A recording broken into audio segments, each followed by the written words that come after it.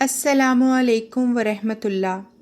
نیا سال 2022 آپ سب کے لیے مبارک ہو۔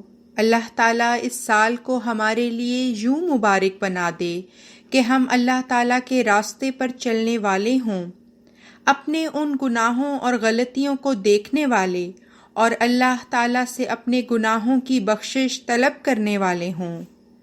اللہ تعالیٰ ہم سب کو اس سال میں وہ عقل اور شعور دے کہ ہم اپنے لیے ابدی اور نہ ختم ہونے والی نعمتوں کے حصول کے لیے کوشش کرنے والے ہوں، جیسا کہ سورہ عصر میں اللہ تعالیٰ فرماتا ہے، بسم اللہ الرحمن الرحیم، زمانے کی قسم، یقیناً انسان ایک بڑے گھاٹے میں ہے سوائے ان لوگوں کے جو ایمان لائے اور نیک عمل بجا لائے اور حق پر قائم رہتے ہوئے ایک دوسرے کو حق کی نصیحت کی اور صبر پر قائم رہتے ہوئے ایک دوسرے کو صبر کی نصیحت کی۔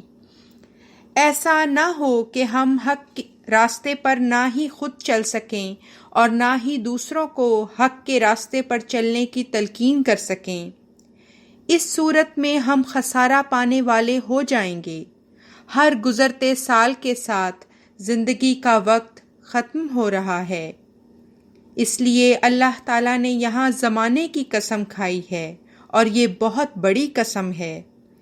انسان ہمیشہ نقصان اٹھاتا ہے اگر وہ اللہ تعالیٰ کے بتائے ہوئے راستے کے علاوہ کسی اور راستے پر چلے۔ اللہ تعالیٰ ہم سب کو سیدھی راہ پر چلائے جس پر چل کر ہم اللہ تعالیٰ کی رضا کو حاصل کرنے والے ہوں۔ آمین ثم آمین۔